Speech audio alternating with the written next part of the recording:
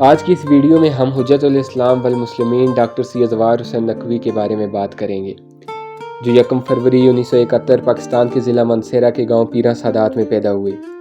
ابتدائی تعلیم اسی گاؤں سے حاصل کی اور بچپن کے کچھ ایام والد صاحب کی ملازمتی مصروفیات کی وجہ سے ٹیکسلا میں گزارے۔ ہائی اسکول پاس کرنے کے بعد دینی رجحان اور بڑے بھائی کفایت حسین کی ترغیب کی وجہ سے مدرسہ معارف اسلامیہ پشاور کا رخ کیا، جہاں انقلابی، مخلص اور جید علماء سے فیض حاصل کرنے کا موقع ملا۔ موصوف نے دینی تعلیم کے ساتھ ساتھ پشاور بورڈ سے FA بھی پرائیویٹ طور پر پاس کیا۔ مدرسہ شہید عارف حسینی پشاور میں جن اساتید سے استفادہ کیا ان میں سید عارف حسین حسینی، غلام رسول عرفائی، اقبال کامرانی، جواد ہادی، ناصر مہدوی، راجہ ناصر، احمد نحوی، قمر علی مقدادی شامل ہیں۔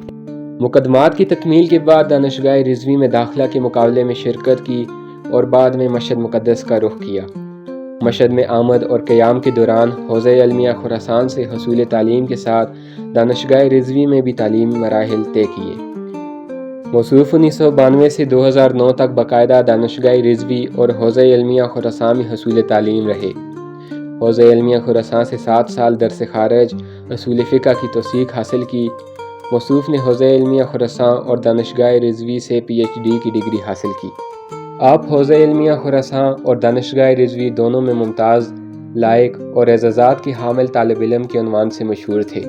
اسی دوران آپ نے تدریس کا کام بھی جاری رکھا اور بعض ہندوستانی اور پاکستانی طالب علموں کو اپنے علوم سے فیضیاب کیا۔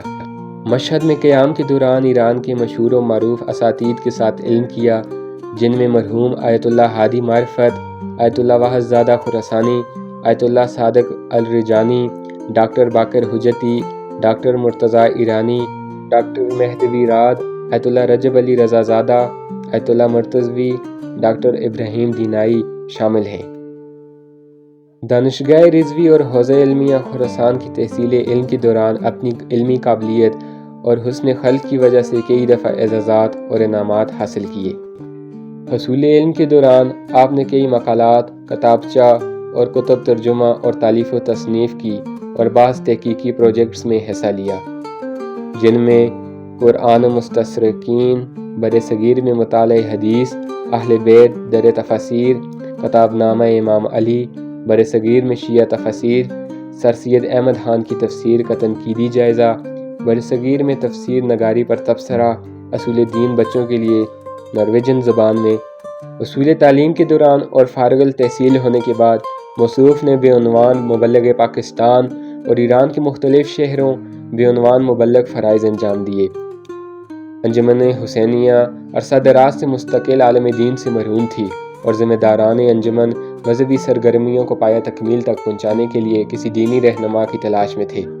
ڈاکٹر موصوف مارچ 2009 کو انجمن کی درخواست پر ناروے آئے اور اس وقت سے اب تک انجمن حسینی اور دوسرے شیعہ مراکز میں مذہبی خدمات انجام دے رہے ہیں، اور اسی سلسلہ میں بعض اوقات سفر کی صحبتیں برداشت کر کے یورپ اور ناروے کے دوسرے شہروں کو بھی اپنی خدمات سے مستفید کرتے ہیں، اور خود انجمن نماز جمعہ کے علاوہ دعائے کمیل اور اتوار اسلامک اسکول بھی موصوف کی کاوشوں کا حصہ ہے۔ یاد رہے کہ موصوف کی اپنی تعلیم کے دوران دنیا کی مختلف زبانوں پر عبور حاصل کیا، جن میں اردو، فارسی، عربی اور انگلش سر فہرست ہے۔ ہماری دعا ہے کہ خدا موصوف کو صحت و تندرستی والی لمبی زندگی عطا فرمائے اور ان کا سایہ ہمارے سروں پر ہمیشہ قائم رکھے۔ آمین ثم آمین۔